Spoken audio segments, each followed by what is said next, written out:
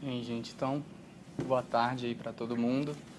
Curioso perceber que o trabalho de cada um, apesar de partir para campos diferentes, eu consigo identificar bastante coisa, bastante contato entre o que a gente está fazendo. Até mudar um pouquinho o meu começo. Na verdade, eu vejo como a liminaridade está presente em cada um dos 3 trabalhos apresentados até então. Né? Perceber que, quer seja pela arquitetura, pela arte se chocando com a arquitetura, esses trabalhos dialogam. E hoje eu vim falar sobre uma coisa, na verdade, que não é nenhuma novidade, nem original, nem nada de novo para ninguém. Eu vim falar sobre uma coisa que existe, no meu entendimento, desde a existência do ser humano e que se caracteriza como algo público, que é a arte. Que seria esse, ou pegando pelo radical, ou artesania, ou artifício de transformar, de entender a realidade, né? E eu queria, na verdade, depois disso, trocar impressões sobre essa percepção. A arte, para mim, é o que nos separaria de outros seres, é o que nos torna humanos, é a criação, é a possibilidade de criação, de trocar com as pessoas, uma troca intersubjetiva, que para o Matteo Bonfitto, no livro dele, O Ator-Compositor, ele vai dizer que nós temos 3 formas de perceber o mundo, de apreender o mundo, que seria pelo intelecto, pelo afecto e pelo percepto. Essas três formas de apreensão ou expressão do mundo passariam pelo campo da arte. Então a gente não estaria falando só de um raciocínio lógico, mas desse não dito, desse indizível, que é onde a arte transita. E para mim um autor que passa bastante por esse não dito seria o Manuel de Barros. Ele consegue traduzir esse não dito que a arte toca.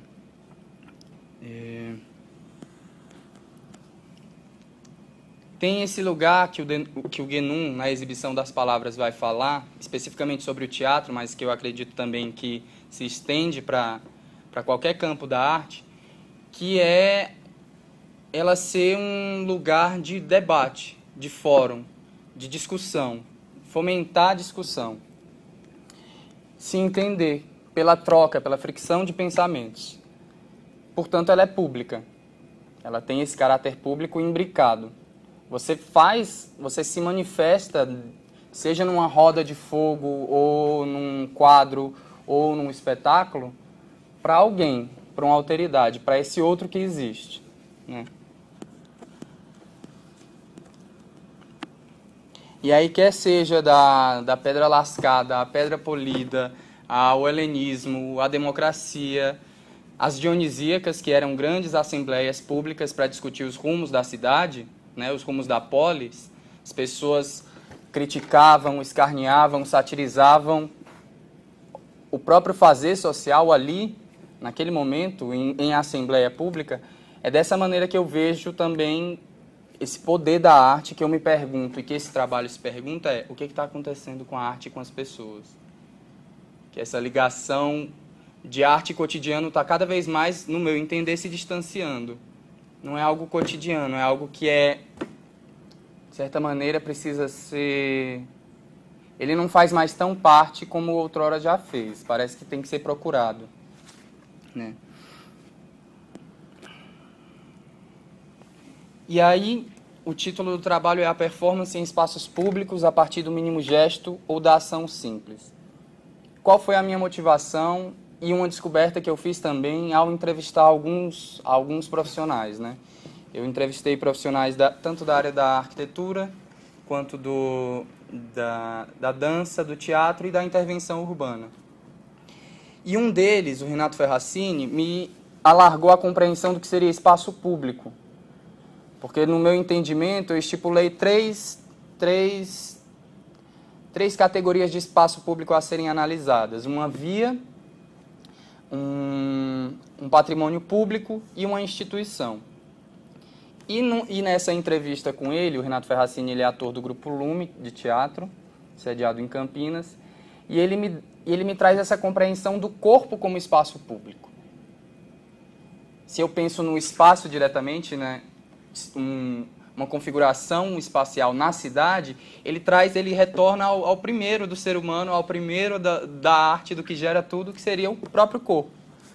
Né? E isso me causa até uma balançada, uma confusão no meio da pesquisa. Então, que espaço público é esse que a gente está falando? O que eu pude perceber e o que me motiva também ao longo da pesquisa é perceber esse distanciamento tanto das pessoas, tanto da arte, quanto do próprio espaço público. A gente tem, você bem citou a Carta de Atenas, e aí vai ter o Benjamin falando numa coletânea que foi de escritos deles, né, nomeada Passagens. Ele vai falar de uns escritos do Le Corbusier, falando do modernismo francês. Como a arquitetura começa a se modificar e essa noção de estruturação da cidade começa a se modificar, e em alargar vias, para que as coisas fluam. Então, as vielas, os espaços de convívio vão sendo suprimidos para dar espaço a uma dinâmica, a uma velocidade, a um tráfego constante, a uma segurança nacional, porque aí eles começam a se preocupar com os ataques de guerra e ter um planejamento da cidade, né? Então, tanto a arte quanto o espaço público vão sendo suprimidos da nossa vida, de alguma maneira. É aquele velho exemplo que vocês já devem ter ouvido sobre as praças sem bancos. Praças que não são mais habitadas. A gente não pode mais... A gente só tem direito a circular no espaço público. E aí aquele objetivo primeiro da arte, que é o de troca intersubjetiva, ou que seria o objetivo social, de troca entre as pessoas, um espaço de debate, um espaço de fricção de ideias, já não acontece mais. Porque simplesmente a arquitetura não permite que eles aconteçam.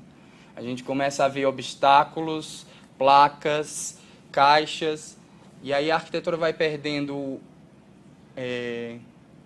a justificativa primeira dela, que é socioespacial, para ganhar um caráter simbólico, de símbolos que indicam o fluir, o atravessar, o passar. Né?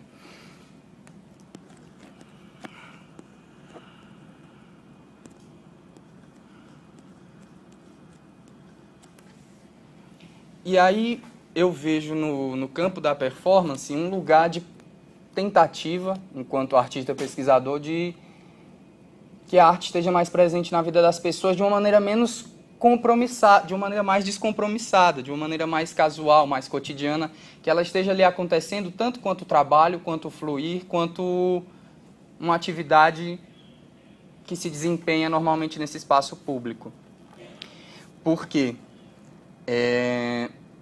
Porque eu acredito que a arte não deveria estar limitada aos artistas ou para os artistas, como vem acontecendo.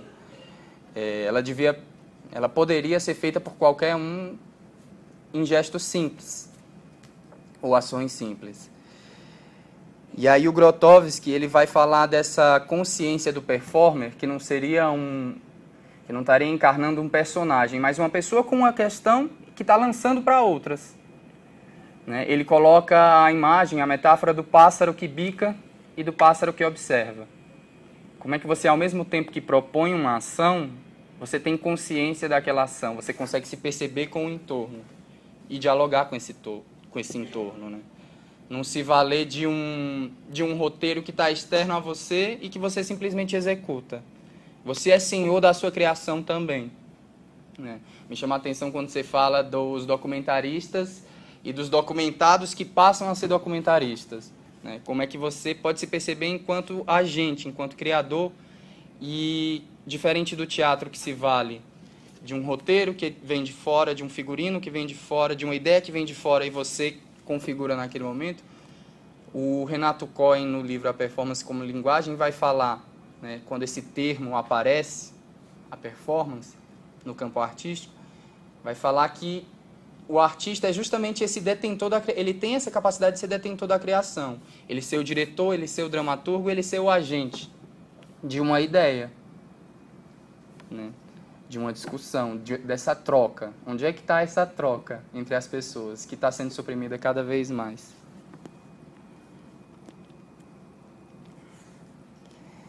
E aí, a metodologia. Os objetivos, então, como eu já coloquei para vocês, seria investigar quais são esses fatores que influenciam para um distanciamento entre cidadãos e arte no dia a dia. Por que isso está tão separado? Né?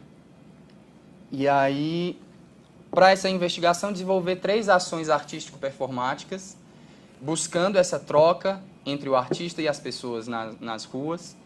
No túnel Papa João Paulo, que é uma via pública aqui no Vale do Anhangabaú, que não foi feita para ser vista, foi feita para passar. Novamente, o planejamento urbano que não permite o habitar, o permanecer, você tem que fluir. E ele é escondido, ele está abaixo da superfície. Então, essa ideia de realmente ser um entrelugar. Né? Ele liga pontos, ele liga capital. O Teatro Municipal, como esse patrimônio público e totem da arte em São Paulo, que aí a gente também pode analisar esse caráter público dele à medida que ele foi um prédio erigido e administrado pela prefeitura, mas ele é erigido sob financiamento privado, dos barões do café que precisavam de um espaço na cidade que configurasse essa ópera, essa arte de elite. Inclusive, ele fazia parte, na época, do Centro Novo, ele dividia o Centro Novo do Centro Velho, e para acessar o Teatro Municipal, a gente tinha que se pagar um pedágio. Então, realmente, desde o início da construção do teatro, por Ramos de Azevedo, já é um totem que é separatista. Até hoje, se você me perguntar, eu estou aqui na cidade há 5 anos. Eu só fui para o teatro, e faço teatro, só fui para lá a fins de pesquisa, nunca havia visitado o lugar. E você realmente percebe o entorno habitado e pulsando em arte, essa arte marginal, essa arte de rua que está presente todo dia. E aquele prédio inteiro suntuoso habitado por quem? Né? Também me pegou essa pergunta. E em instituição, vocês receberam os folders, eu escolhi o CPUSP enquanto instituição pública dentro da própria universidade para o 3º experimento prático, que seria pensar se a performance se propõe, no meu caso, a entrar no espaço público de maneira não espetacularizada, tentando se chocar com a espetacularização do espaço público, né? Como seria o contrário, trazer dentro da instituição o auge do espetáculo, reunir essas ações simples e esses mínimos gestos numa organização que seria, sim, com um fim espetacular. Né? E aqui, de novo, mais uma vez, uma nova forma de ver esse público que, uma vez que o acesso é restrito a certos usuários. Então, essa liberdade de trânsito também não existe de maneira plena. Né? A metodologia, então, para o estudo é, primeiro, fazer uma leitura de material que desse embasamento para essa investigação empírica, né? E aí sim começar a descrever, analisar e articular os dados escolhidos. Para esses dados, eu utilizei 4 filtros, que seria a observação imersiva, que é, em cada experimento prático, um dia dedicado simplesmente a habitar aquele lugar, ou a via, ou o patrimônio, ou a própria instituição. No caso da instituição, a gente teve um processo de 6 meses lá, de tentar entender quais são esses fluxos, o que é que se permite, quais são as formas de atuar, de agir nesse espaço. Né? E a observação imersiva, que no nosso ponto de vista também recebe outro nome, que seria a inscrição corporal no espaço, muito mais receber daquele lugar. A autoria, que aí pelo contrário, é a partir dessa absorção dos fluxos começar a ver que possibilidades existe para a arte naquele lugar. Como é que a gente começa a dialogar com as pessoas, de novo fomentar esse lugar de troca, de diálogo, de fricção de ideias, a partir de maneira estetizada, né? A partir de uma questão lançada. O silêncio, que é um espaço necessário para que algo aconteça, e a ação, que estaria de maneira mais simples no fazer, no desenvolver algo, no se envolver com algo. Nos valemos de protocolo observacional, de entrevista, de vídeos das entrevistas e registro de documento e material audiovisual. Tudo isso também das experiências realizadas, das entrevistas com o Renato Ferracini, com o Marcelo Maia, que é arquiteto formado aqui pela FAO, com a Helena Bastos, que é professora de dança do Departamento de Artes Cênicas, e com o grupo chamado Povo em Pé, de intervenção urbana. Então, essa rede de significados, tanto da parte prática, quanto ouvindo essas opiniões de pessoas que trabalham nessas diversas áreas, foram nos trazendo conclusões. Aqui eu trago um pequeno exemplo de um experimento prático que não está contido na pesquisa em si, mas que serve de exemplo. O performer, no caso eu mesmo, entrava numa lixeira, chama decomposição. Entrava numa lixeira e com esse cordão de gelos pretos sobre uma roupa branca. E a performance durava o tempo do derretimento desse gelo. Era o derreter do gelo no corpo. Cada um desses experimentos, de maneira simbólica, abre para um campo que seria esse campo de fórum do flash. Justamente, a gente vive num cotidiano que não permite a conversa, não permite o diálogo, não permite o convívio. Então, quando você bate o olho com algo que serve como ruído naquele lugar, para onde você é direcionado? O que cada um dessas simbologias te remete?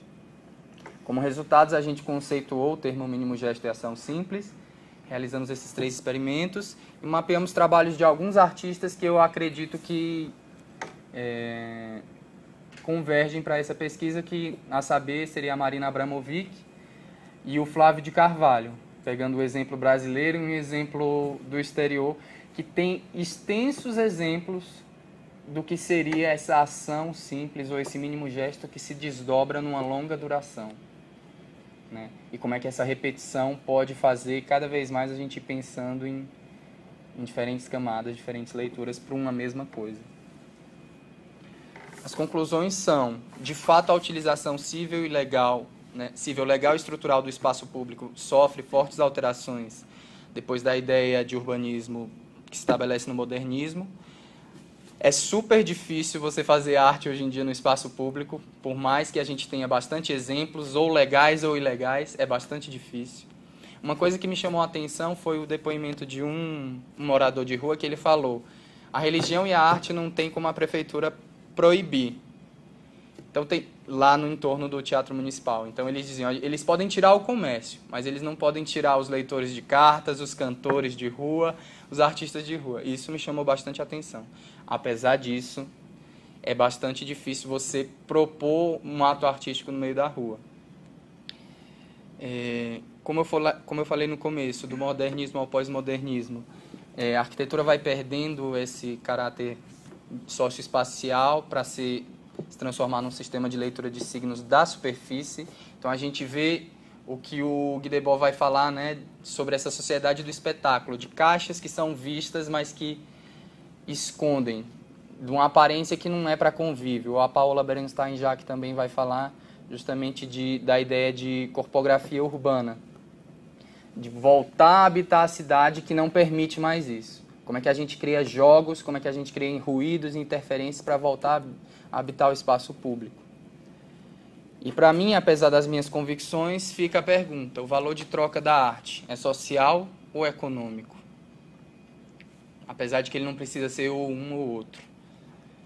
A tentativa do mínimo aqui seria criar esses pequenos ruídos, acreditando de que eles sejam essas potências no meio do excesso que a gente vive.